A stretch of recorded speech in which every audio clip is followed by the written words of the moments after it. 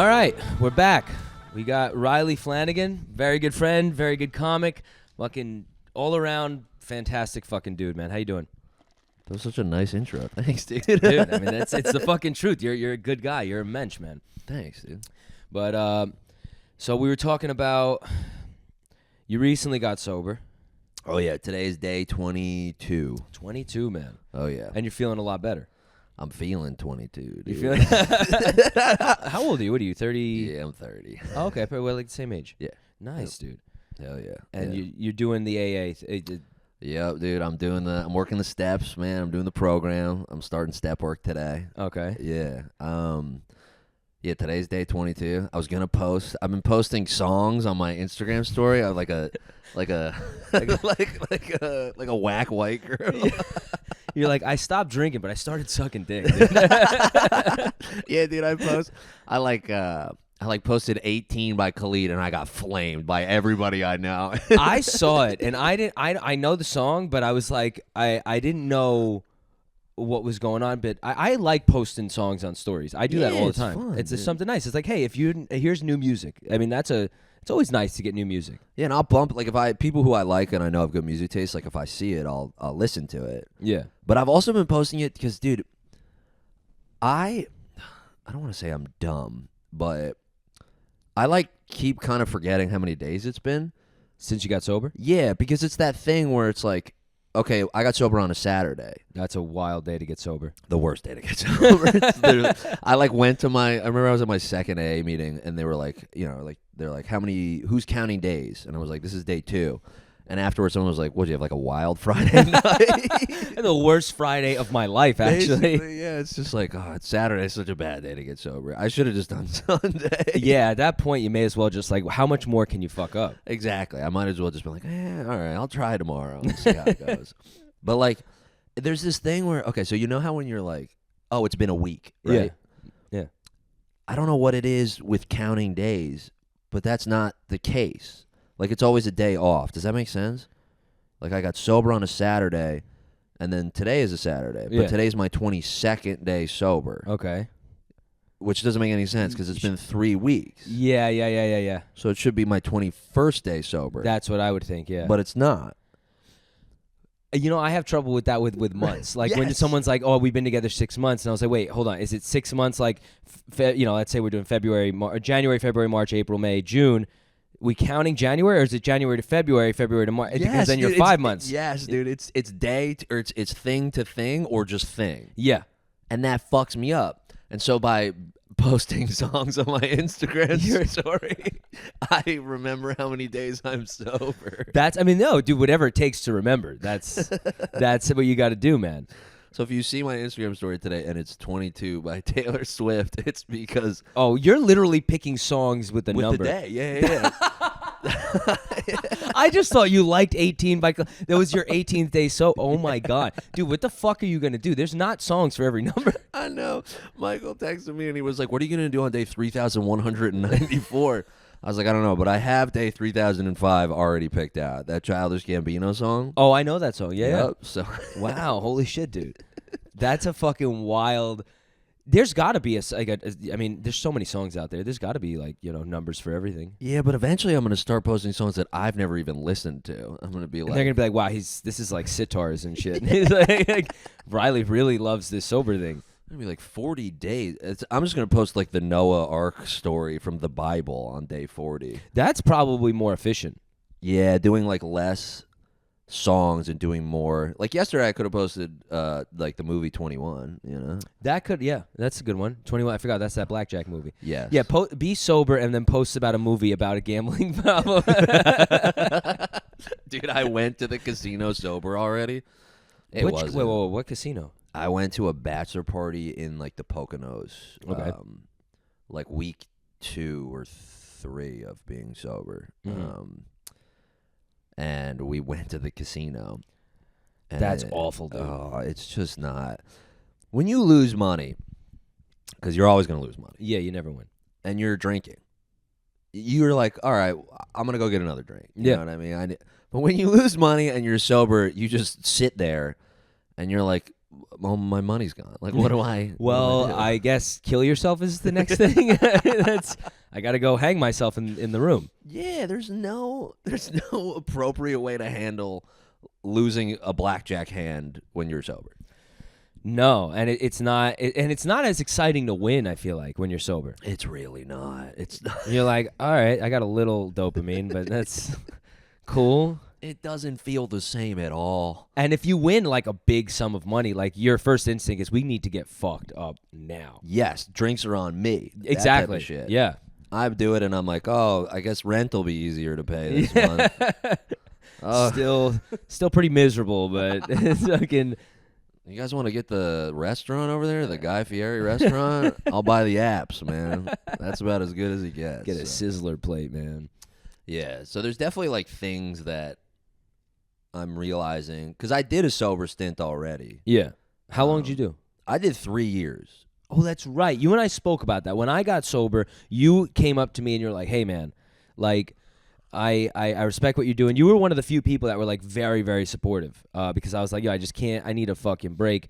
And you were like, it's gonna suck. You're like, it's gonna suck hanging out with the guys. And you were right. It did suck. So yeah, you were sober for 3 years, and Dude, yeah. I mean, well, speaking of your sobriety too, also like that. I mean, that was impressive as hell because like not everybody can do it. yeah, And like I remember seeing like hearing you talk about it. I was like, I got it. Yeah, I got it. Because getting commended for it, it's like we don't do it for like people to do that, but it helps when when people who are like, because you think like all my friends drink and you're like, oh fuck, I'm gonna be the only one that even thinks this is like a cool thing to do. yeah. But hearing it from like a peer is like, it's so helpful. Dude, the positive affirmation, I mean, it keeps you, there are days where you're like, I want to just fucking get blasted, and then someone says like, hey man, I think that's really dope, and it helps get to the next day, and then there are days where you don't need it, but it's, yeah, man. It definitely helps, dude. And I respect that you did it because, I mean, it was fucking, because it was like a joke also. At first, well, here's the thing, dude. I started off, I was getting, I had a weekend where I was just like a fucking wild weekend. First of all, I had put on a lot of weight. I was like 15 pounds heavier than I am last year. And I didn't realize, and I looked in the mirror and I was like, what the fuck happened? You know, like, holy shit. And to some people's standards, it would be like, yeah, go fuck yourself. You didn't really look bad. But I had that, and then I had a weekend where I did cocaine, I drank, and then I did cocaine like 3 nights in a row. And I was on a date. And I left the date. I walked the girl to her house, and someone hit me up, a comic, who was like, yo, I'm in Williamsburg. I got a bag. And I literally was like, I got to get the fuck out of here. I walked her to her door, and I was like, bye, and then went to go do blow at a bar. And I'm like, that's not fucking, what's priorities wrong? are all out of whack. Completely dude. fucked up. And then I was like, all right, time to get straightened out. And it was honestly, dude, the best thing I ever did, because I'd never been sober, ever. Like, since I could drink, I was always drinking. And I never felt like I had an issue, but I always was drinking. And after that, I had never been so clear. My fucking sleep was better. Everything was better. I was lonely as shit. Yeah. But it helped, dude. It was a fucking great experience. And I'm like, there are times where I'm like, I would love to just not drink anymore. It's a lonely road. Fucking sucks. It sucks, man. That is one of the benefits of like doing a program this time around, as opposed to like last time when I just did it and then tried to live. Because you do it and then you try and go and hang out with your same friends. Yep. And put like you're still living the same life. And you just cut alcohol out. Yeah. And so it feels like you're isolated from everybody because everybody else is doing this thing, and then they all look at you a little different, or they talk to you a little different. Yeah. Sometimes it's pity, sometimes it's confusion, sometimes it's even like a little envy, like for hangovers and stuff. And you're like, I don't want to feel any of that. I want camaraderie. I want, dude, like, I'm glad I'm going through this with you, or I'm glad we're celebrating this with you type shit.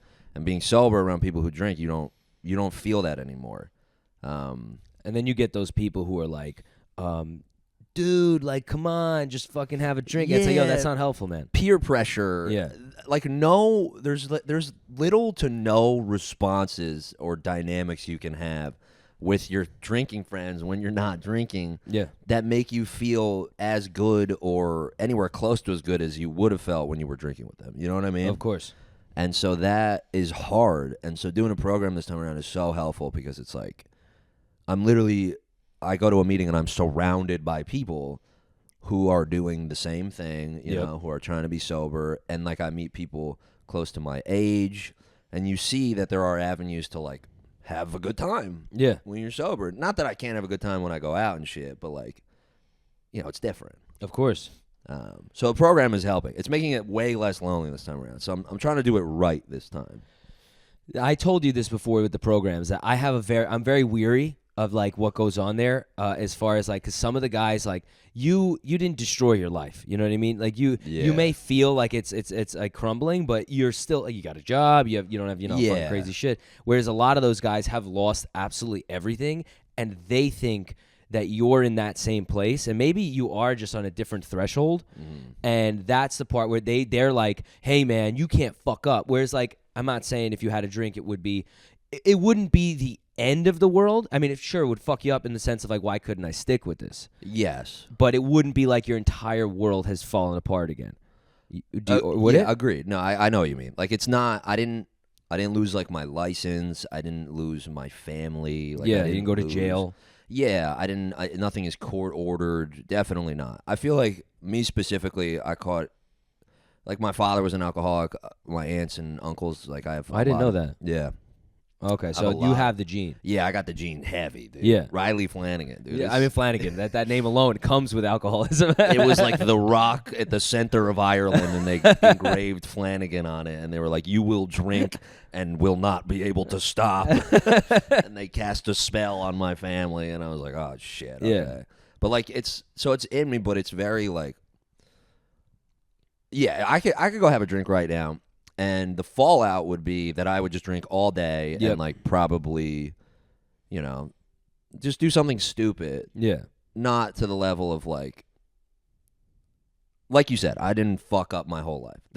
It's not beyond repair. Of course. And there are people in the program who have fucked up their life beyond repair. Yeah. And I was like so wary about it. I was like, oh, shit. Like, am I not overcorrecting, but is my level of alcoholism is it warranted to be in the program? Yeah.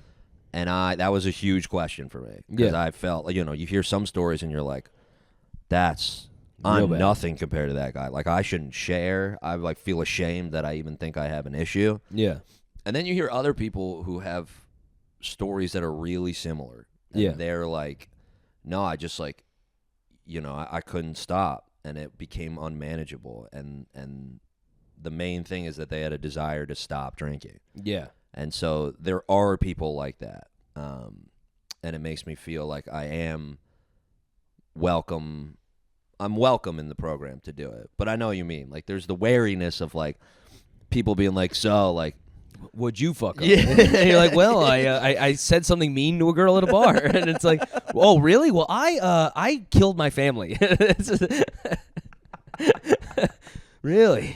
Dude, I feel you. It's like, so what are you in for? Yeah. Like, in prison? Oh, white collar crime? Dude, please, I raped 3 women. Come on. Exactly. I was like, I was wrongfully accused. I'm Zero from Holes, actually. Yeah. Or I'm Stanley Yelnats, dude. A pair of shoes fell out of the sky, and I caught them. Dude, a Holes reference. Oh my god. And the other guys are like, I stole cars and beat the shit out of kids. Like, I'm in juvie right now. Yeah, like, what are you doing here, man? I'm fucking Shia LaBeouf from Holes, dude. But no, I know what you mean. There's definitely wariness. But it's cool because it's like, I don't know. You like, there is like there's a lot of we in AA. There's like a lot of unity and community, but you do get to work it a little bit. You get to tailor it to yourself a little bit. And like, I'm still so new. I still have some worries about shit. There's shit I'm not ready to do. There's shit that I'm like afraid of down the line, like commitment and service and stuff, man. Like, you got to do all these AA guys. They love doing service, man. Well, that's that thing of like helping others is the best thing for yourself, right? Yes, yeah, and that scares the fuck out of me. And I also have a little personal resentment towards it, dude. What do you mean? Because like, my father, he wasn't like around a ton when I was younger, you know?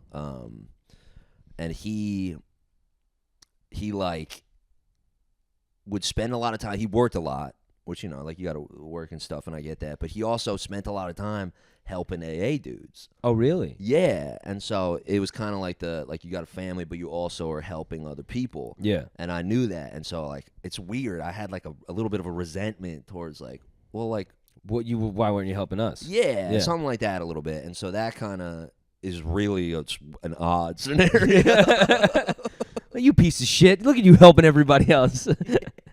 I'm like, and now I'm now I'm starting being in the program. I understand it more now. Yeah. But when I was a kid, I was like, who's that guy? Yeah. Who the fuck is Bill? All right. I'm like, you're picking that guy up from a hotel and you're going to go get breakfast with him? Like, why? We haven't eaten in days, Dad. So it's like it's a lot of different, like, emotions going on with it.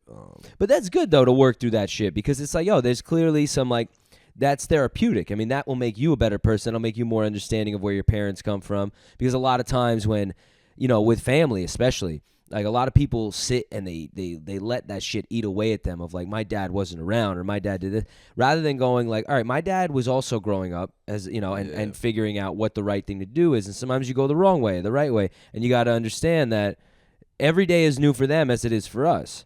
Yeah. It's scary. It's fucking scary. It's like, they don't know they don't know sure, they know more about, like, where I'm at right now, but they don't know any more about their future than I do. So it's like, I'm going to try. They're trying to do the right thing also. And if they fuck up, it's kind of part of the process. Yeah, they're a person. And, yeah. And I feel like that's a huge part of growing up. I feel like it's like starting to come to terms with how the adults or, like, the people in your life were acting, and starting to, like, you know, understand it a little bit more. Yeah. Whether you agree with it or not is one thing, but, like, to just be like, all right, like, I see a little bit more now. Yes. I get it a little bit more. Yeah, that's huge steps. Dude, this is we're so 30. It's like, we're so 30. There are podcasts where people are getting like, let's get fucking blasted and talk about which I do sometimes, but this is the most adult episode I've ever done in my life, dude. We're so 30. I love it. I fucking dude. This is the type of shit that, like, that's why, like, when you would call me up and, like, yo, I want to come on, I was like, please, like, because I know that you were ready to, like, let's talk about some real shit. Dude, we can talk about real shit. I'm down, man. That's another reason I was, like, pumped. I was like, I heard that first thing and I texted you. I was like, that was beautiful. Because Thank you, I was like, you know, and, like, I love talking. I love talking with all the guys that we have in the scene and everything.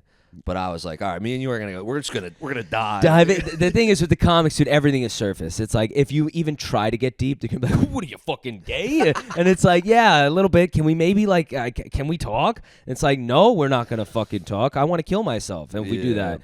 But no, dude, I recognize that with you, like, immediately, especially when I got sober a long time ago. And I was like, all right, Riley has that muscle, the empathy muscle, where everyone does, but it's like yours is obviously clearly more, you've worked it out. Yeah, I can dive, dude. I can do a little dive in. And it's funny because I also can super say the dumbest things. Oh, well, that's, dude, I mean, that's my fucking forte. I mean, I think that if you're able to talk about some wild, retarded shit, then you're also capable of having a really deep conversation. Whether you want to, that's a whole different story. Yeah, it's more of a choice. Yeah. It's like, all right, am I cool with, like, diving at this moment? It's a vulnerability thing. Dude, it's very vulnerable. I mean, in this shit, I mean, not that any, like, fucking 50 people watch this shit, but it's... You never know, dude. I mean, who knows? People watch the episode with Cam, myself, and Joe. On YouTube, the full episode has 1,400 views now. Fuck yeah. And it's like, I'm like, who's what? I mean, it's fun, it's exciting, but it was shocking to me. You never know, dude. You never know. You never know. But, so, okay. What about dating sober? Because when I was sober, I went celibate, dude. I didn't have sex. I didn't drink. I smoked cigarettes. I didn't do nothing, no drugs and nothing. And I could not go on a date to save I was like, I'm not doing this. There's no way I'm sitting there and not drinking. One, they're going to think I have a serious problem. Yeah. And two, I'm like, I just don't want to do it. Yeah, it's, I feel you on that. Because it's very, like, when you say I'm in AA to a stranger, immediately, that's it. They're like, oh, this guy's got a real issue. Yeah, or even just saying, like, oh, no, I'm sober. Like, there's always the, like, well, why? Like, What'd you do? What'd you do? Yeah. You know? And there's a way, I don't know, there's a piece of sobriety that you respect a lot, like as someone who's not sober. Like if you have empathy towards it, just being like, what, like that's impressive that you have that self-control. Yeah. So it's like a little bit of a, like on a date, it could be an attractive quality, but you're also like, you're right. People are like, Well, if you go on a date sober, let's say, and then you're dating the person for like, let's say 6 months, 7 months, and you don't have an extreme issue, but you're like, I want to drink and get fucked up. They're immediately, because they've never seen you like that, they're going to go, well, what's going to happen right now? Dude, it's like going to like a black market zoo and buying a caged wild animal. 100%. And you're like, oh, I love this wild animal. And then one day the animal's like, I'm going to open the door. I'm going to rip your fucking face off. That's what's going to happen. And you're like, what? I've only known you in the cage. Exactly. And so it's very, there's definitely a scary element to it. But like, I had a long talk with Michael about this, and we were like, because I was like, dude, being sober, any future, like now that I'm single and everything, like in the future, like when I do start to, if I like start to try and date, it's definitely a factor. Of course. It's a big factor. And you're right. There's nothing, it's weird being at a dinner with a stranger and being like, can I get a Shirley Temple? I mean, you should just get water, dude. Don't order the Shirley Temple. I need them to know who I am right from the jump, dude. I'm like, let me get a Shirley Temple, or I'm like, let me get a club soda, and then can you squeeze a lemon and lime in it? And then they walk away, and I look at the date, and I go, that's called an all-natural Sprite. And they go, check, please. Yeah, all right, this is called over. Oh, no, that's called you ruined the date. Yeah. That's what that's called. The crazy part is that if you're on a date with a woman and she's drinking and you're not, and she's like game to go home, that's the other part. Like you go, well, how much did she have to drink? Does she really want to do it? Like you're thinking very logically, whereas if you're both fucked up, you're like, yeah, whatever, let's just go fuck. Yeah, we're on the same plane. Yeah, whereas if they're drinking and you're not, it's like, where's the boundary here? Yeah, especially if like you don't know tolerance and stuff, and you want to be super respectful. Yeah. Because like you said, like when you're drinking together, there's a unity of it. There's like like we had a great time and we're making this decision together and everything. Mm-hmm. And when the state of minds are not on equal planes, you don't want to, you in no way want to be like, you don't even want it to look like you're like someone's taking advantage of someone ever. You don't even want that to be a possible thought in the sphere of anything. Yeah. And so, that's really important. And that's why I think like it kind of limits, I don't want to say limits my options. That sounds like a psycho. It sounds like I'm like shopping for paint color and like, oh, well, the floor is blue. So, that limits what we're going to buy. Yeah. But like, I think it's going to have heavy influence. Have you been on a date since then? No dates. Dude, I've always been really bad at dating. Drinking was a big thing. Like I would meet people out. Yeah. And it was like really organic, and we would either, I would know them for the day, or like it was more like we would see each other out. Like in college, it was like, oh, I'd see you out, and things would happen. Like we would. I think I've been on a date with 3 women in my life. Get the fuck like out of an here. actual date. Like a full, okay. Like going to dinner and everything. And it was my 2 ex-girlfriends and 1 girl from Philly. Okay. Who showed up blackout drunk to an Applebee's. I mean, that's a Philly move. Yeah. That's a pro Philly move, dude. She was great, but I was like, why are you so... I was like, hey, have you ever heard of AA? We were like 22 at the time, and it was like... And then I was like, the crazy part was it was across the street from my apartment, and I was like, why did you like? You're looking and going, I could carry this bitch. It's not that far. She's like, I'll drive us back to your place, and I'm like, it's across the street. Like, I don't even think you could drive across the street right now. Yeah. I don't think you could make it to your car, let alone the apartment. It was crazy, dude. That was a nuts one, but yeah. So this is going to be a whole new world for me. Yeah, dude. I mean, as it should be. I mean, and you can't date in the program. Like, that's what I've heard. Or you shouldn't. Like, it's like, hey, like, that's a recipe for disaster, right? Yeah, I haven't. I feel like it's a bad idea. It's very. That's why I know that sponsors, they usually keep like Like I have a male sponsor. Yeah. And like so I know sometimes they don't. Or at least this is what my dad explained to me. And I talked to him. I wound up telling him that I was in AA. And he was like, that's why they don't mingle like sponsorship. Yeah, I think you can. I don't think there's like a rule, but they tend to not. Yeah. I've never heard of someone who's like a female having a male sponsor or vice versa. Like I've never heard of that. I think I heard a story once, and I heard it, and it jumped out at me. I was like, oh, interesting. Yeah. Not that it'll always default in like that happening, But the thought is there. I feel The like. thought is that there's very like, and they call it the disease of more, dude. So like you always want more from people, Of course. more from things, or like I even noticed they pointed it out. They were like, someone was like, how do you eat? What? I was like, what do you mean? And they were like, when you eat, like, how do you eat? And this is crazy. What does that even mean? So when you eat, dude, like, have you ever had Pop-Tarts? Love Pop-Tarts. Love Pop-Tarts, right? Yeah. What's your feeling when you're on the second Pop-Tart? I'll have fucking 12 more. Dude, okay, yeah. So, yeah, we're on the same plane. Yeah, dude. I'm like, this is not enough. I need more. When I eat the first Pop-Tart, it's the greatest feeling in the world. Yeah. Because there's a second Pop-Tart. That is such a good point. Wow, okay. There's a second Pop-Tart. So I'm like, oh, sick. Like, this is the best feeling in the world. When I eat the second Pop-Tart, bro, my stomach falls. Yeah. Because I'm like, oh, no, this is the last Pop-Tart. I know that feeling. I need more Pop-Tarts. Yep. And so you get another set, and you're like, oh, my God. This first Pop-Tart in the second set is the best Pop-Tart in the world. And you go down that vicious. Oh my God, dude! I never thought of it that way. Other people just eat Pop-Tarts, bro. No, I can't do that. Yeah. And that's because I I think you get it. Like you feel the more. The excess. What I have that with, and this is I figured this one out recently too. When I watch a movie and it's coming to the end of the movie, and I've seen the movie before, I have to find another movie before those credits start to roll. I go, I need something. This is too much. No.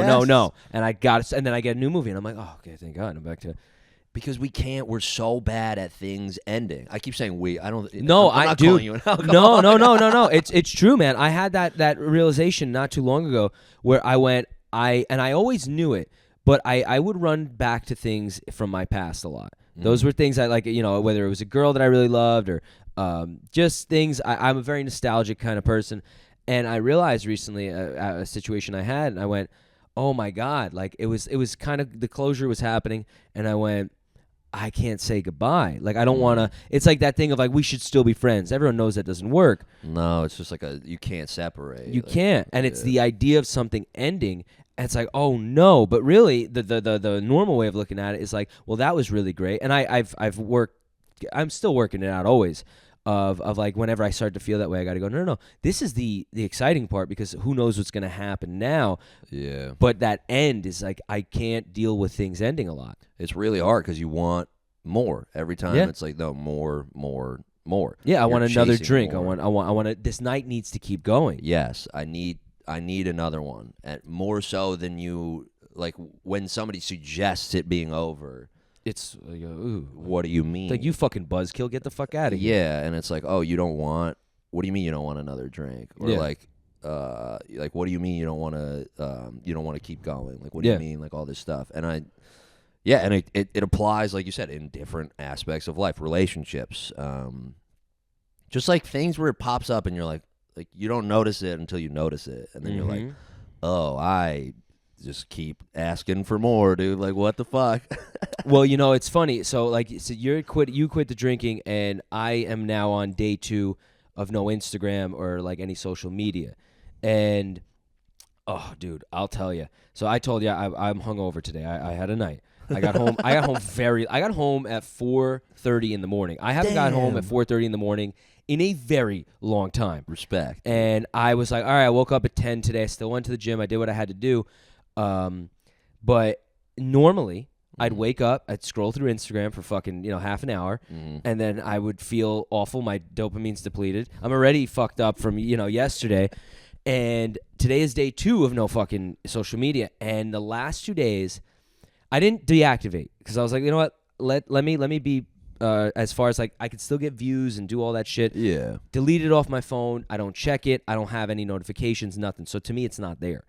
And I have never felt fucking better. I realized I'm like, oh, when I was drinking, a lot of the part of it too was social media of like, who did I message? What's everyone else doing? Oh, that person I haven't seen in a while, I missed them and I saw they were out and it makes me feel like shit that maybe they're not thinking about me. This whole plethora of shit. Whereas today I woke up hungover in my bed and sure, I didn't feel great, but I felt 30 times better than how I normally would feel if I had the internet.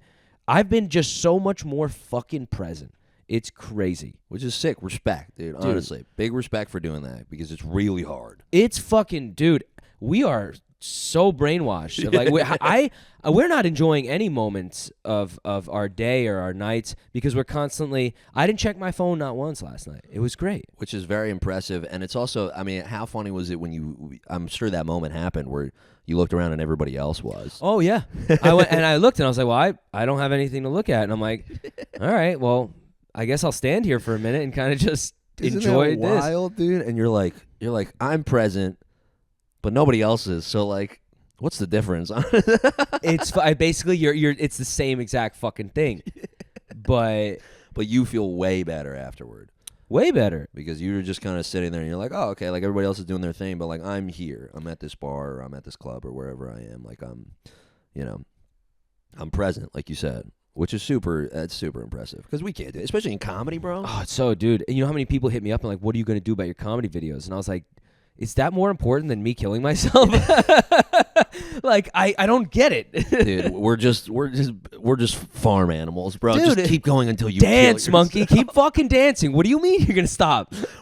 No, you do not stop. You go until I fucking kill you. Yeah, that's what you and do, the funny thing is that this is a lot of people don't even ever like my videos, and I'm like, you're not. I mean, you're watching them, but you're not fucking supporting the movement. Yeah. Like, so like, what are you asking me to do? Like, you want me to just keep making an asshole out of myself? Is that what you just want? So you can witness it and not even throw it a little heart, dude? Like, what the fuck? Also, this is a totally separate tangent. I'm sorry. I'm gonna go. We could revert it back. Go. But I was thinking about this. I wanted to turn this into a joke, but this is insane. I saw a post the other day where somebody's dog died, right? Mm-hmm. And they posted about their dog dying, and then underneath it said like this person likes this post, and I was like, we need to change the verbiage. I was like, I don't want to like this post because I'm not a fan of this dog dying. I've had that before. I've looked at it and went, this is weird that I'm liking this death pig. Yeah, and I hate that Instagram will like update it with people you know. It would be like, oh, this dog died, and then I look below and it's like, Harrison Marks likes this. Yeah. It's like, what a fucking asshole. I'm like, you love that this dog died? Anyway, I just thought of that with like the likes and stuff. But no, it's true. There's got to be a way to like. Well, here's the thing. Also, the insanity of the social media is that when you look at someone, they post a picture, they write and I do this too. I'm fucking so guilty. I post everything on the internet, and you're like, Grandpa, I missed you, or my dog, Lucky, my dog, I missed you so much. You were the best dog ever. You're essentially writing a letter to this person for everyone to see, and it's like the person who died is never gonna see it. No, it's more like telling everybody else how you feel. Yeah, which is essentially it's become the norm of like, I need to do this, but to me it's there's an insanity to it. Like, why are we writing this to this person who doesn't exist anymore? Yeah, it's very, and why are we doing it so publicly? Yeah. And it's very, I don't know, it's very like, yeah, like you said, everyone, it's the norm now, so it's almost like, I know people who are like, fuck, I gotta make this post about this person, otherwise it looks like I don't feel anything towards them. Yeah. And I'm like, that is so beyond not true. Yeah. Meanwhile, I'll do the same fucking shit. Dude. You know what I mean? Like, it's, hey, I'm posting day counts on social media. Dude, when I quit the fucking Instagram, I made a whole post, and I was like, this fucking shit sucks, yada, yada, yada. And I'm like, and look at me. I literally wrote the last sentence was, look at me posting about this. I feel the need to post on the internet. How fucked up is that? I heard that in your voice when I read it, too. I was like, I'm picturing you just doing this whole thing and then have it me like, and I'm fucking still posting about it. Like, what the fuck? It's a crazy, crazy fucking thing. But it really makes your life. It's just I don't know, man. I'm like, this is whatever's happening right now is just in this living room, and when I was out last night, I was like, no what. I'm having the best time ever because I'm not worried about, maybe something else is happening I should be doing. Yeah, like you're not looking at at stories of stuff going on because it always glorifies it too. Yeah, and it's never as much fun as it seems. No, man. And I feel the same way about like that parallels to drinking, dude. It's like there's nothing worse than you see a picture of like people boozing and you're like, damn, that looks fucking awesome. Yeah. And then when you are boozing with people and you look back and see a story of yourself and you're like, oh, I bet you people think that was awesome. But like it was pretty fine. It was okay. It was so fine. It was good. It's a wild thing, man, what we perceive and how our brains like just see things now. It's so, we're all so out of touch. And the problem with it is that Instagram is your resume for your life, whether it's your business. And if you feel the need where you can't. My buddy hit me up. He's a real estate agent. And he goes, dude, he saw the post that I made. And he goes, dude, I've been thinking about doing this for so fucking long. But I just was like, this is my business. And I was like, dude, I don't know. Maybe I'll be back on the internet. I mean, I want to post about this. I'm trying to figure out the balance of like, maybe if I just go post the things I need to and just stay the fuck away from it otherwise. But he was saying like, I don't know what to do. I was like, take the weekend off. I'm like, just get rid of it. Take a few days, just do a little recalibrating. Yeah, dude, your mind starts to get. I was thinking about things. I was getting manic, dude, like a cokehead, where I was like. I felt my eyes were like bleeding, and I'm like sitting there going, "Oh, maybe if I edit this video, I just got 1,000 views. Maybe it's gone viral." Fucking junkie, dude. Yeah, it's such a like you said, you get like it throws off your brain chemistry completely. It literally fucks your brain up, dude. I bought a book on Amazon the other day. I bought this Carl Jung book. I really like his shit, and I never really read any of his books. He was a psychologist, and I think it's called A Man and His Symbols. Like it's basically like how dreams and your subconscious like sort of like tell you a lot about who you are. And I took my phone the other day. I put it on the island. I sat out there for 40 minutes. I heard my phone ring a couple times. I'm like, fuck it. I don't give a shit. And I haven't sat down and like read a book and was so there in fucking forever. Yeah, see, I respect that you can do that. It's so hard. It's fucking, dude. It's so hard. I find myself going for my phone like so many times, and I'm like, why do I have, like, why? I'm like, where's my phone? Where the fuck is it? And leaving it even for 20 minutes, you're like, oh, god damn it. Like, what? You start panicking. It's an addiction. It's an addiction. So I respect that you do it. But you know what I love the most about it, and this is something that not a lot of people, this is something that I also personally struggle with, is the fact that you were like, it might be for a day, or it might be for a week, or it might be for a month. Yeah. Is that because that's not an absolute. Exactly. It's like, I will be back here, and that was what I wanted, because a lot of people, and a lot of times I'm like, if I said I'm gonna do a month, and I got to do a fucking month. Like when I got sober, I was like 100 days. I made that the count, so I was like, I have to do that. Yep, you're locked in. Exactly. Whereas with this, I'm like, I know I'm gonna have to be back on here, so I'm not gonna like sit here and go, no, I'm doing this. I'm like, hey, look, I'm gonna try it, and this may go really well, it may go fucking bad, but you're like being honest with the fact that there's nothing is an absolute. Exactly. Which is ideal and absolute so hard. I don't know if I mean, I thought it was the Italian, but I guess I was like, dude, I'm so like the first time I quit drinking, I was like, I'm never drinking again. Yeah. And I remember my girlfriend at the time was like, why are you Don't saying say that? Yeah. It's like, you never know.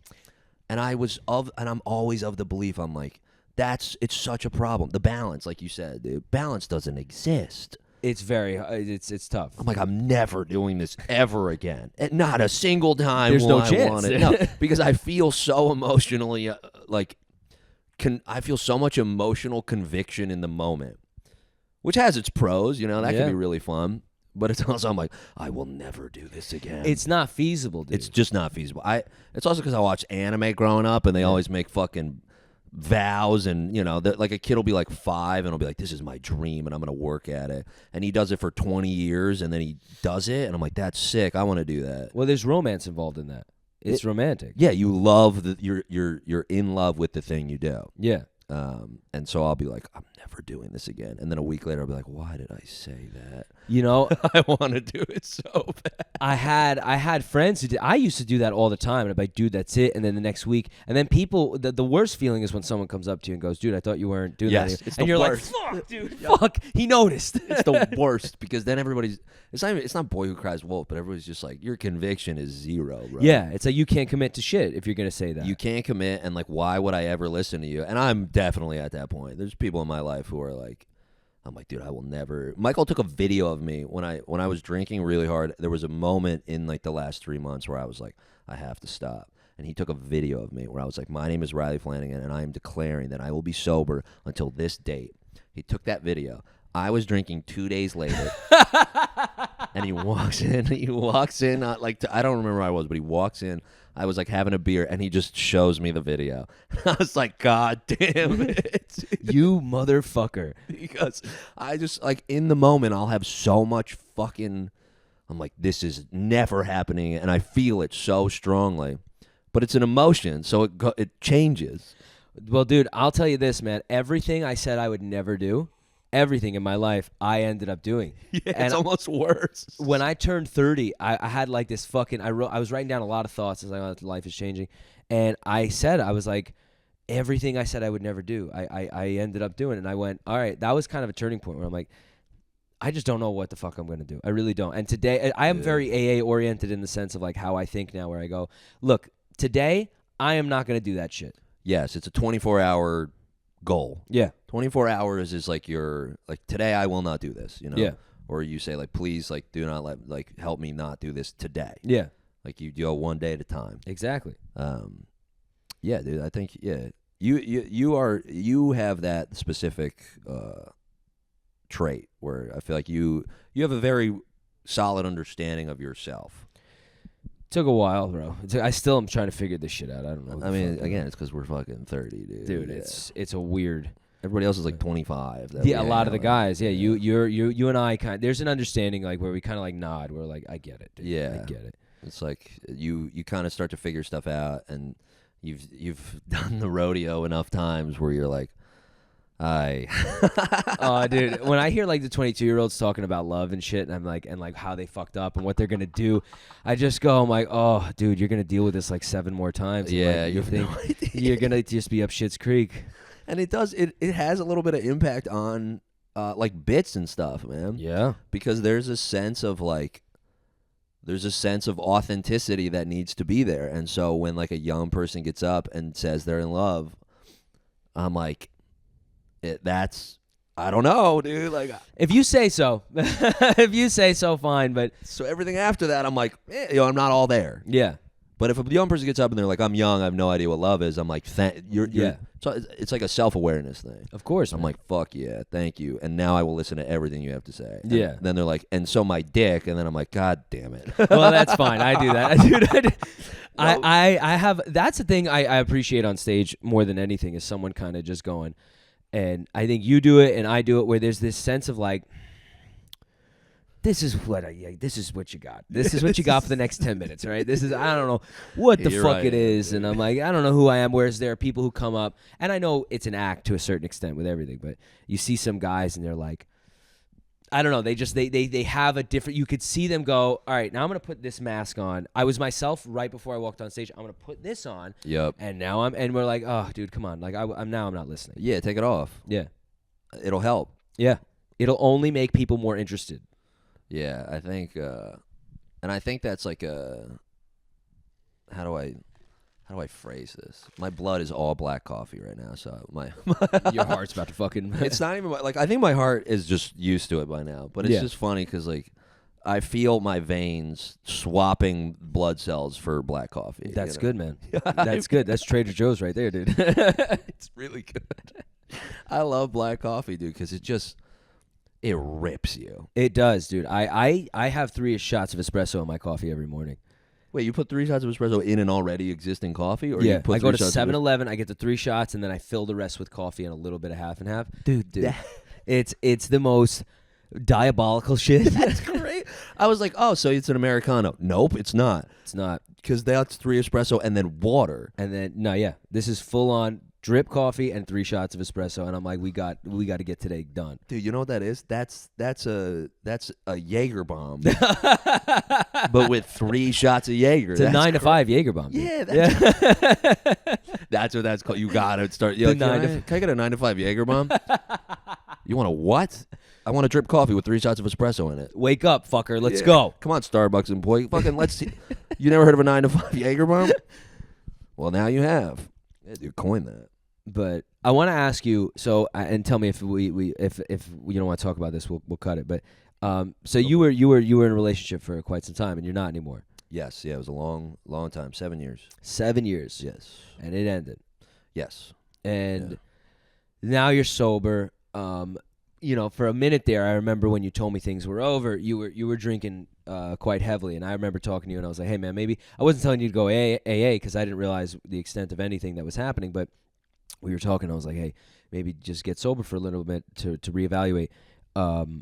Do you feel like it hurts more now that you're not drinking, or because a lot of times the hangover hits and then it hits like a ton of bricks, and you drink, you feel good, hits like a ton of bricks, whereas now it's all kind of, you're on the same like EKG where it's like beep, beep, beep. Now, do you feel it, like what feels worse? You know what I'm saying? I think. Or do you feel more? Do you feel less? I think I feel more. I think, but it's different feelings.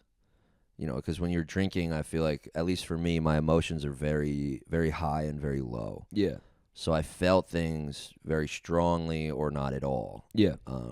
And so it was an imbalance of how to feel. And so now, after a few weeks sober, it feels more real and less like fantastical. Not fantastical in the sense that it was amazing, but you know how fantasy type stuff, romanticizing drums everything up. Yeah. Movies and media drums everything up, and I was raised on TV and movies basically, and so that when I was drinking, everything felt like it was the end of the world or it was the greatest day of my life or whatever. And so now the realness of it is hitting. Yeah. So whether I feel it, I feel it differently. And it does. There's a like you've seen TV movies and stuff. There's a real somberness to reality. Oh yeah. When you're living in a fantasy, it's definitely a lot more. You have to accept at one point that you're in reality. Yeah. And so that is a whole new wave of feelings. But I would rather this. Yeah. 100%. I would rather have to face it head on and figure out my life without the extremes of the booze than be living in a facade, of just drunk haze and hangover. Yeah. So it definitely hits. But hey, I have "Fix You" by Coldplay. Well, apparently people are cheating to their wives to Coldplay. So I don't know. It could go either way. That's the thing, dude. It's like that song. I texted my friends the other day because I remember I was listening to that song when I was fucked up, and I was like, "Oh, this is the best song ever. It's helping me a lot." But now that everything is balancing, dude, I sat in the shower one day and I listened to "Fix You" by Coldplay, and I wept, bro. Yep. And I don't cry a lot. Yeah. And I wept. Yeah. It was crazy. "Fix You" will do that, man. I've cried to that song many such a times. good song. It's the best song ever. That's why I don't get why Coldplay gets such a bad rep. I think that's the greatest song of all time. That's a new thing, the Coldplay thing getting a bad rep. I don't know, man. I grew up and Coldplay was like when you're in love or you're heartbroken, Coldplay is like Yellow. Like when you love a girl, it's so good. It's amazing. When "Fix You" comes on and you're going through a breakup, it's a fucking beautiful song. You fucking cry, dude. Them performing it live, I think. I saw it live too. It's amazing. Michael showed me a video the other day of them performing it in like Rio, and all the lights are on and it's everything. Amazing. And Lights will guide you home. Are you fucking kidding me? It hits so.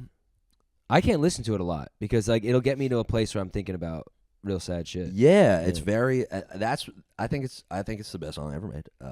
It probably is. I want to go on the record. Iris by Goo Goo Dolls is also up there. Dude, I think it's fucking great. Iris by the Goo Goo Dolls was the first song I ever listened to on repeat. Yeah, and that might just tell you everything you need to know about. We're gay, dude. We're kind of super gay, and emotions are pretty apparent in our life. What am I doing as a fucking 9-year-old with an iPod just like Iris made me feel something. As if like, you were like, whoa. you knew what love was. You know what I mean? And I'm just singing it, and I'm like, my mom's like, what are you listening to? And I'm like, Little John and the East Side Boys. Shut up, Ma. Leave me alone. my friends are like, is that what? I'm like, oh, it's Move Bitch by Ludacris, I swear. Get out of my way, fucker. But so okay, so you going, you feel it though. It's 7 years. I've never been in a relationship that long in my life, dude. The longest relationship I ever had was probably 2 years, and I've had a few of those, and most of the others were like, you know, seeing someone for a month, 2 months, and I'm like, yeah, this ain't for me, or maybe 6 months. But yeah, dude, it's not a. I'm big. To me, relationship. I mean, it changes you. Like I look at my life in relationship chapters. Where I have, okay, there was that girlfriend for that many years. There was that girl, that was that era. Yeah. This girl was that era. That's how I am able to go, what was the time period, the timestamp? Because sometimes I'm like, it's such a blur, everything. And I go, oh, no, 2009 to well, I was chasing this one for way too long. But for a long time, I was like, oh, that was that era. I remember, okay, and then this year, you know, so and so. Because you spent your building blocks, the 20s, with this person, and it's easy, and it's interesting, and I give you a lot of respect. I don't know how it ended exactly, but to go, hey, we're not the same anymore. We grew in different directions, and it's super important to know that rather than get married. A lot of people are like, oh, well, we've been together 7 years, like, let's just do that. Yeah. It's like, but we don't even know who we are anymore. Yeah, I think. No, I mean, you're right. It was the building blocks, dude. Yeah, it was so much of my life. It's a giant chapter. Yeah. But I think in a similar way, like you know, like my relationship with a specific person is kind of how I base like a lot of my life off of. And what does that say about us, dude? Like, what? We're fucked up, dude. What does that say about us? That somebody's like, oh, well, what were you doing in 2012? And I'm like, well, I think I was seeing this person. And that's how I literally go. I'm like, I was dating that one, so I was probably okay, yeah. And that's probably not normal. It's a benchmark. It's because it's how, I don't know, our relationships with other people, I think we value over our relationship with ourselves, probably. A lot of times. That makes sense. Yeah. It's like a self-value thing. I don't know. I'm like I'll beat myself the fuck up, dude. I'll tank myself. Which is interesting because I do the same thing, and you and I are pretty very, at least out in the wild, a happy-go-lucky guys. Of like, oh, good time, you know, Riley's a good time, he's hanging. Meanwhile, like in your head, it's this fucking boxing match with yourself where you're just fucking yourself up. Dude, I got Pacquiao in my fucking brain, just boom, boom, boom, boom, boom. And you're going, yeah, I deserve that one. Yeah, it's definitely, it's like a self-love thing for sure. I remember I did therapy for a little while, and my therapist was just like, can you be nice to yourself? Like, she like almost broke. I remember it was like because there's a lot of professionalism to it. But I'm really casual, and I feel like I can bring a lot of casualness out of people. And I don't know what I said that brought it out of her, but she was just like, can you just stop this? Yeah, just be nice to yourself. She was like, what are you doing? Like, say something nice about yourself. I was like, I said something. She was like, no, say something real about yourself, like something that's nice and genuine, not like a joke. Yeah. And I was like, fuck, okay. That's my problem, too. It's always got to be like this fucking, like throwaway funny thing. Yeah, be like, oh, I'm a stud. What are you talking about? Yeah, exactly. And that just translates to I'm a worthless piece of shit. Yeah, it's crazy. But then you look at a relationship that you have with another person, like a dynamic you have, and you put that over, like you prioritize that over how you are or how you feel. Yep. And you're only as good as how you're making that person feel. Yeah. And if they're not happy anymore, then you're a piece of shit. And that definitely is like a root of doing comedy and trying to make people laugh. Of course, dude. That people-pleasing thing. Yeah. I'll never forget the first time I made a group of people laugh. Yeah. It was in a history class. I didn't think I was a funny person. I was funny around my family. I remember like making my family laugh because we would go to the mall and I would fake trip. Okay. And they were like, that's the funniest thing in the whole world. Yeah. And I was like, okay, interesting. Yeah. And I started learning, but I'll never forget when I made a history class in high school laugh. And I was like, oh. We got something. I was like, hang on. I was like, I feel, that was awesome. Yeah. I was like, everybody smiled. Yeah. That was sick. And it just went from there, dude. But it's like almost like a defense mechanism. Of course, dude. It's the I had the same shit in school where I was like, I wasn't a good looking kid, and I was like, how do I get people to like me? And I was like, you figure out, you go, oh, if I make people laugh, or if I do something stupid, even if I have to hurt myself doing it, dude. then I'm cool. Like, they're gonna be okay with me. I literally would like bruise my arms tripping. Jackass stuff, like, oh, guys watch, and they love it. People get a kick out of it. And you just are like, and at one point it's just like, I'm hurting myself. Yeah, you're like, oh no, I'm in danger. But it's like everyone likes me. But over the years, I'll tell you this, man. Like, and this is my problem with comedy. As I got older, the last couple of years, like through doing psychedelics, doing some therapy, doing other shit, where I end up teacher, I had mentioned this before, said to me, he pulled me aside as an acting professor. I was in my mid-20s, and he goes, why do you need everyone to like you? He literally looked me dead in the eye, and I went, I don't need, what? I'm like, fuck you, dude. I don't feel that way. And it was the truth. It was like deep down. Yeah. And with comedy, with the way I do it, because I stopped people pleasing a couple years ago. I just went, you know what? I can't fucking do this shit anymore. Like, that's why with the Instagram, I felt myself going, I'm not doing this for me anymore. I'm doing this for fucking other people. And when I get on stage, I'm a pretty, you've seen, I say some sick shit. And it's about like, this is who I am, and either you're going to like it or you're not going to like it. Whereas I see a lot of comics, and I'm repeating myself, just go like, well, are people going to like this? And it's like, well, if you like it, that's what you got to go with. You can't go with the joke that you think everyone's going to like. You got to go with the joke that you love the most. That'll make you laugh. Exactly. And if it doesn't work on them, maybe they weren't right audience, maybe it's not funny, but there's a million reasons. But at least you can walk off the stage going, I did what I wanted to do. Yeah, I was being myself. I was doing it for me. Do you have do you feel like when you're on stage sometimes you're like, like, is there like a part of you that's like, oh no, I need them to love me, or is it like, I'm gonna have fun and I'll be happier that way? It's been a big transition the last couple weeks or maybe like months, and it's something that like when Michael and I have like sat down to write and stuff, it's like I'll write something and he'll just be like, stop, and I'll like be in the middle of writing and I'll be like, just go. He's like, everything you just said to me was authentic to you. Just go up there and talk about it. Yeah. And, like, that's been a big thing, as opposed to being like, oh, I need to say this in a way that everybody's going to love.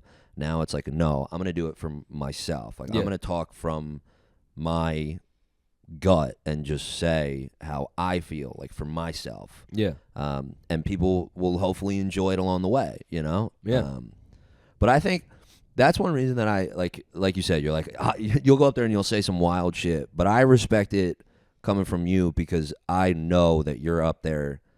Like, you have the self-awareness to know that, like you said, like, you'll say something and you'll be like, they might not like this. It's like, ew. But you do it in a way where you're like, if you wanted to, you could go up and people please. Yeah, for sure. Like, you have the ability to do that, but you have a talent on stage and you're like, I want to use it to do what I want to do, and you're doing your comedy. Yeah. And I think I respect that more so than people who will do similar jokes, but they'll do it like almost like on purpose. Yeah. It's like not what they actually want to talk about. They think maybe if I get edgy, I guess fuck, then that's what they'll like. Or maybe people, whatever. Versus you're going up there and you're just being authentic. Yeah. Like, I've never seen you say a joke that I knew you liked, that if like the audience didn't like it, that you'll just smile and be like, oh, you guys didn't like it? Yeah, oops. That's my bad. Sorry. Which and that's hard. That's so hard. Thank you for saying that. I appreciate that, man. Well, I see you go because I've been coming to the Rodney's late nights, and when you go up and host, you were talking about how you like just go talk about shit. You are literally going up there and talking, and I love it. And it's sometimes even if nothing is funny to the audience, you're going, I think you'll learn more about being funny by just talking and go 5 minutes with no laughter.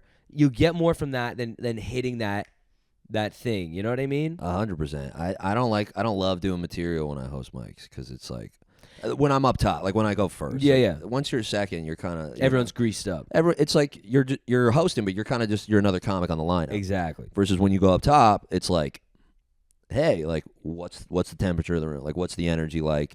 And a lot of people have different philosophies about doing quote unquote crowd work at open mics and stuff. But I'm like, especially the late night ones, I'm like, I want y'all to have some fun, dude. It's 9:45, dude, on a Wednesday. Let's just have a good time. Let's just let's see what's up, dude. Yeah. Let's just talk, like I want everyone to feel welcome and comfortable so they can come up and say the heinous shit that they were planning on saying. Sometimes I'm like, fuck, I think that guy feels a little too comfortable. Yeah. I'm like, I should have done material up top. Like, this guy really just went off the fucking rails. Yeah, and I think what it's also helping with is a blend of, because when you go into a bit, and like some people do it different than others, but when you go into a bit, dude, you can hear it, Like I can hear when somebody's in bit Doing mode, a bit, yep. And that's another thing that like I talk about with like me, Michael, and Mariel were talking about it on the train the other day, and I went to tell them something, and as soon as I started, one of them looked at the other and was just like, "Oh, he's doing a bit." Yeah, he's in bit mode. I was like, God damn it! And so not doing bits and just kind of talking up top helps you sort of like blend the attitude of both. You know what I mean? You're in your living room talking to your boys now. Yes. And that's the shit that people get sucked into. Yes. And so when you start to do material, you kind of are like, all right, I want to do it, but in this fashion. Yeah. And so it's casual. That's what I like to do. I like a casual sort of setup. You know what I mean? It's the best, man. It's the fucking best. It was I'm trying to think. Rodney's last week when it had like 25 people. Yeah. You did it. I saw a couple other guys. There was this, I don't know if it was something in the room or whatever, but there was a sense of like, I prefer watching, don't get me wrong, set up punchlines, they're great. If they're funny, I'll laugh. But when you're just talking to me, and sometimes you'll do the joke or whatever, it has some punchlines, but I'd rather hear a really interesting story where I go, what the fuck? Yeah. Than hear like, what's the deal with, fucking cell phones or whatever. Yeah. And I think that is where like, kind of crafting like a premise is important, because if your premise is casual, then your punch is going to be relevant. 100%. Versus if your premise is, I got a premise where I talk about themed restaurants. I don't know how to work that in ever to like a actual casual setting, which is funny in and of itself. That I'm just like, so who likes themed restaurants in here? Well, my thing is lately I'll get up. I kind of get. Oh, let me check the one. Oh shit, we're gonna have to go in like 10 minutes or so, 10, 15. There are times where I'll go up, and this is lately. And I'll have the premise, and I'm a very, like, I like thinking about, I'm philosophical with things. I start to go like, well, what if it was like that? What if it's like this? What if it's like that? And I started going up now when I go, like, if I was talking about themed restaurants, I'd be like, what the fuck is, dude, I went to a themed restaurant the other day, and I was like, the fuck is going on? And I thought, like, what if, like, I'm just going, I'm not stealing your No, rip it. Like, fucking, I was in a Disney-themed restaurant. Like, what if Mickey Mouse walked in and, like, had a beef with, like, fucking Yogi Bear? Like, this is like two different, and you just ask these questions, and there's no punchlines. I ask a lot of questions out loud on stage now, and sometimes that's funny. Of just like, dude, I wonder what the fuck that's like. Yeah, this is what I'm thinking. Yeah, like this is what's going on, and then eventually a punchline may come out of it.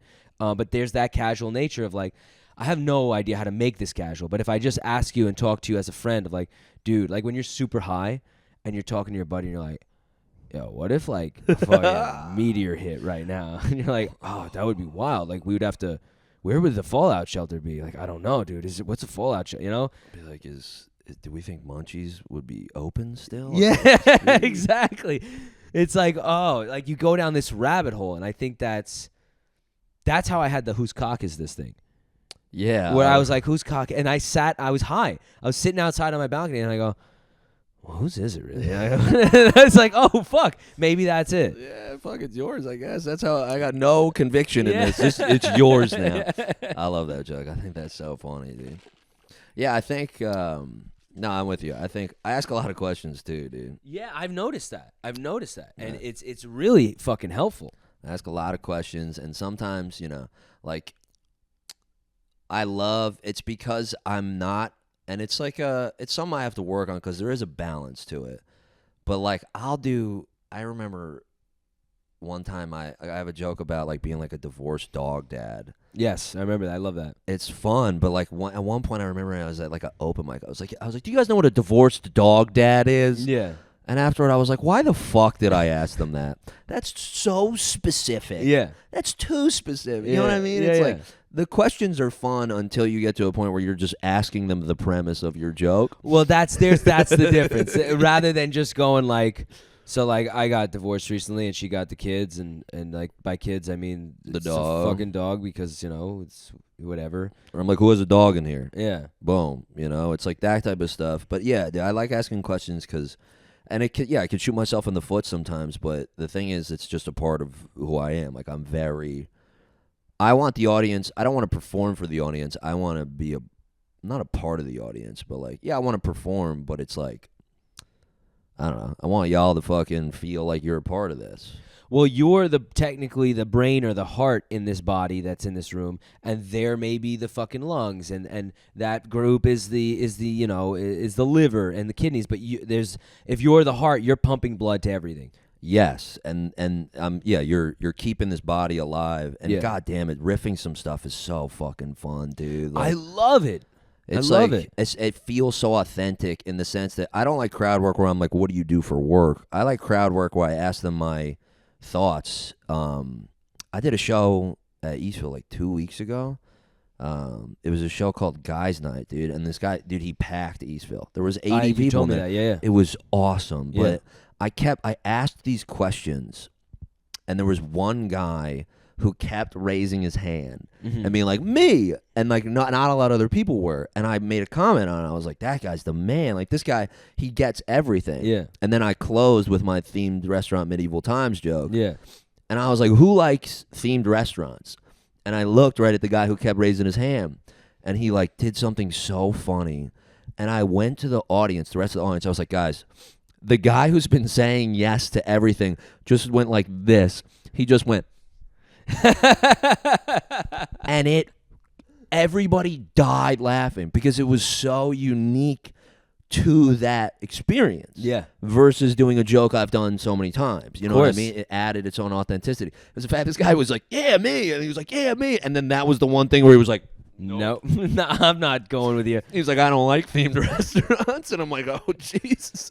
Like these, they must really be bad. This guy says yes to everything except that.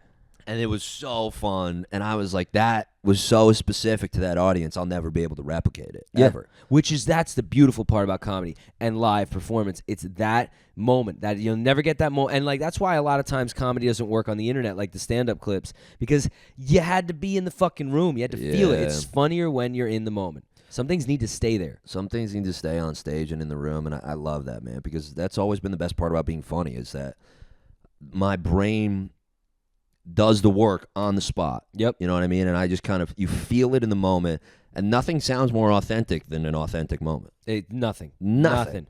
You know, like you can replicate it, you can know your bits in and out, but nothing will ever feel as authentic as me watching that guy shake his head and like do like a tight arm cross, and I lost it in my head, and I was like, I need you all to know what's going to happen.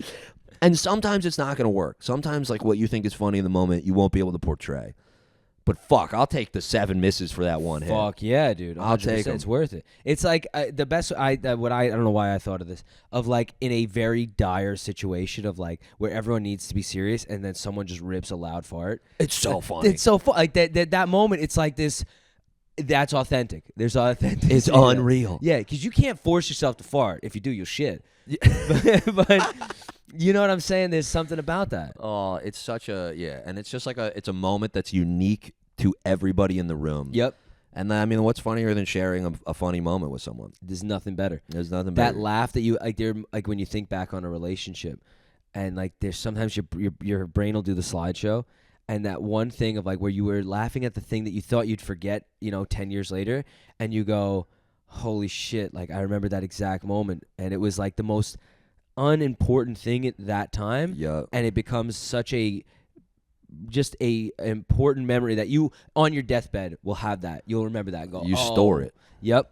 That little, I remember we were laughing on the couch and that thing happened. And it was just dumb, but it was fucking great. It was so dumb, but it was so amazing. And then the best is, and here's how I know it's special. Because have you ever tried to explain one of those moments to somebody else? It's physically impossible. Yeah. And I love people that are like, I explained a moment that like me, Michael, and our other roommate had the other day. and Ben Gold was like, I love Ben. I love Ben, and he was so honest, and he didn't laugh at it. He was like, yeah, it sounds like it was really funny in the moment. Yeah. I was like, thank you for that answer, because you're right. Yeah. We were dying in the moment. Yeah. But the more I explain what happened, It ruined it for the other person. the less funny it actually kind of is. Oh my gosh. But it's those moments that make life really, really good. And those are the moments that, like, when you're thinking about the bills got to get paid, you just go, like, I can't do shit right now. But I had that moment, like, this is good. This life is, which makes me want to ask you, like, and this is a very loaded question, and we're gonna have to cut it in a few. But are you happy?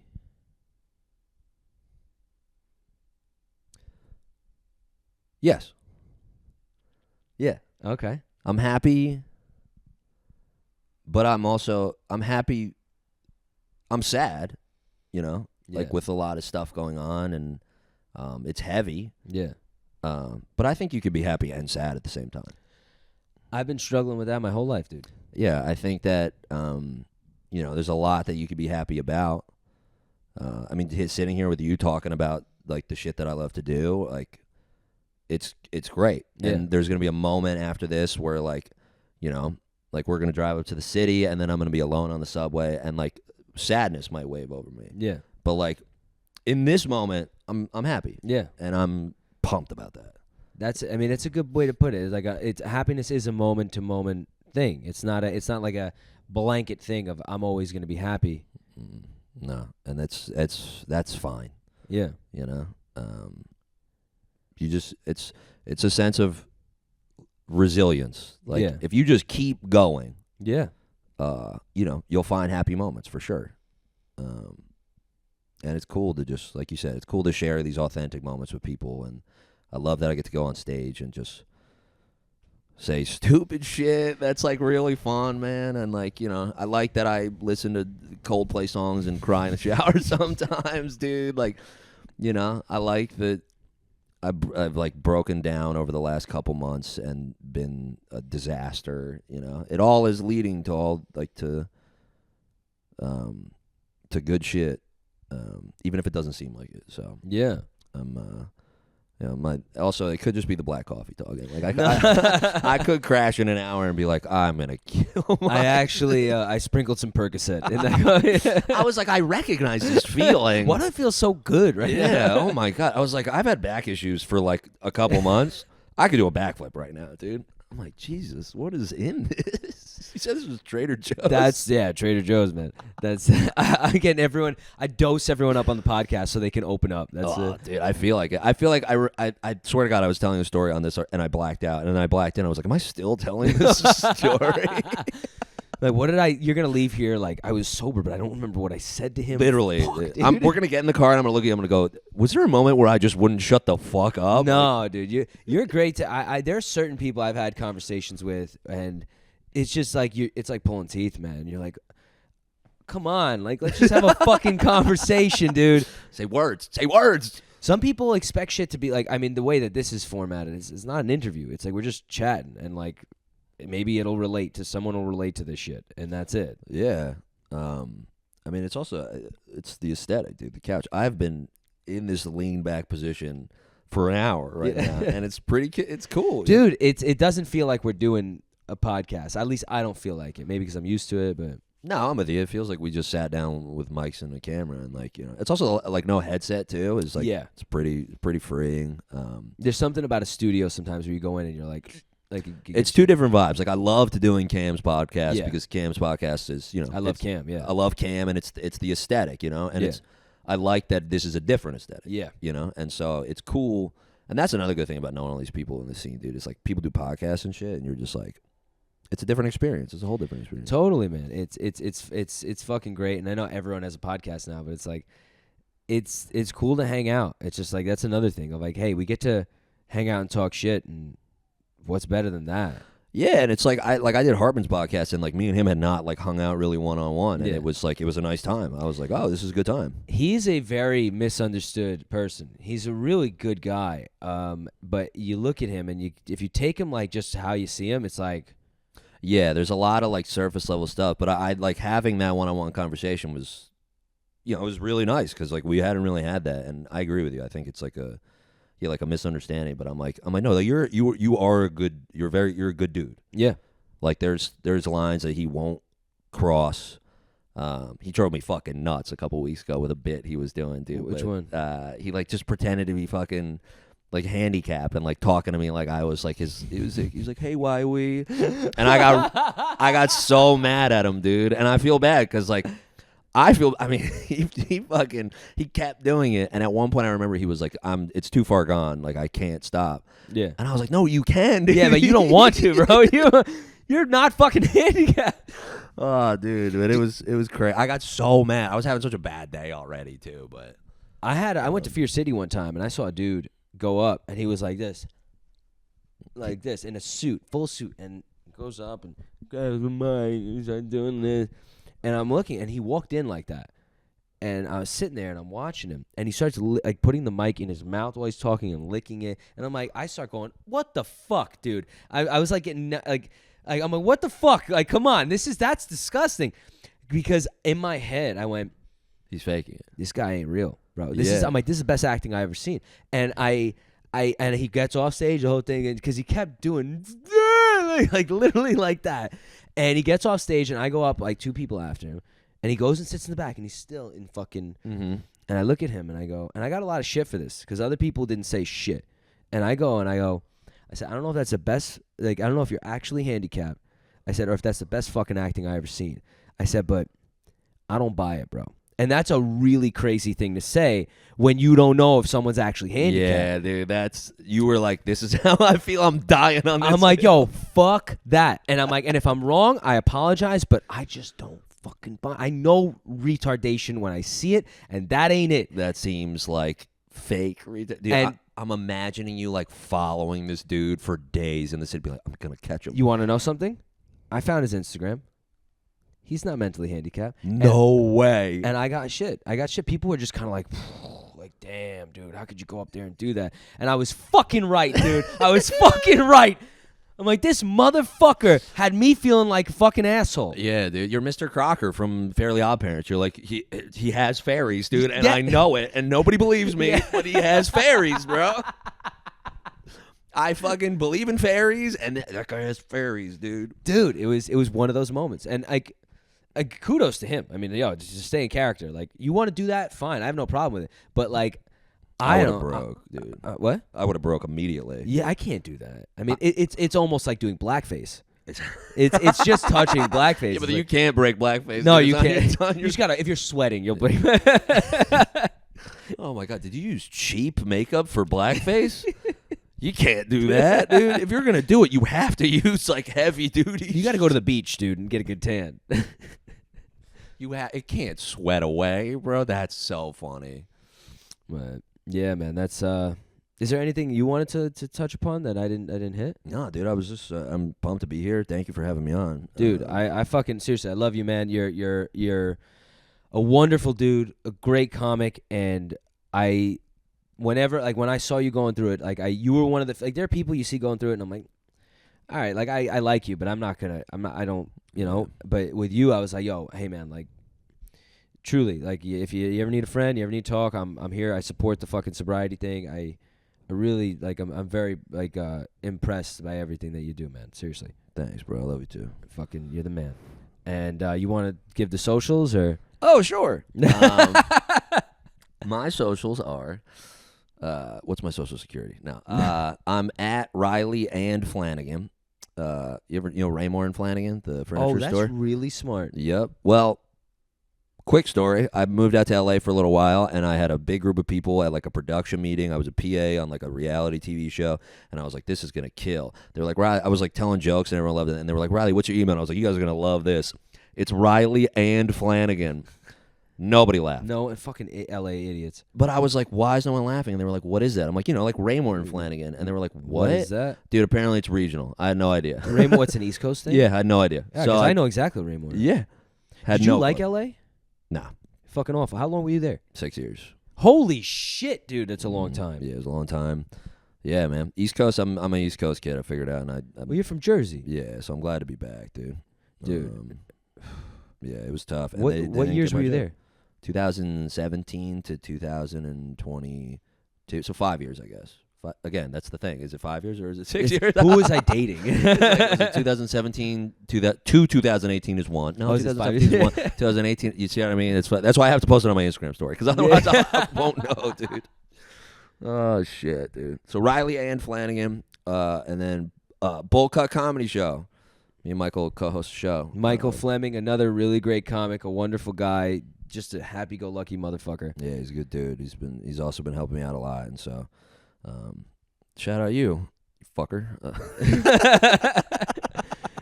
What? When's the next bowl cut? Next Friday. Yep. Next Friday. This will be out before then. So yeah, next Friday, bowl cut comedy. Where's it gonna be at? It is at Cafe Balerka. Oh, and Williamsburg. Was that North 11th, North 10th? Berry Street and 44 Berry Street. 44 Berry. Okay, but that's the cross streets like North 10th, North 11th, something like that. I'm gonna go with yes. Yes. I'm gonna believe you over me. Yeah, because yeah. My Brooklyn knowledge is very low. I'm gonna come to that. We're gonna Dude, be fuck yeah, it's gonna be a fun one, man. Fuck yeah, dude. Yeah, I'm excited. All right. Thanks for tuning in. This was Riley and Flanagan. I'll see you guys later. Bye. Thank you.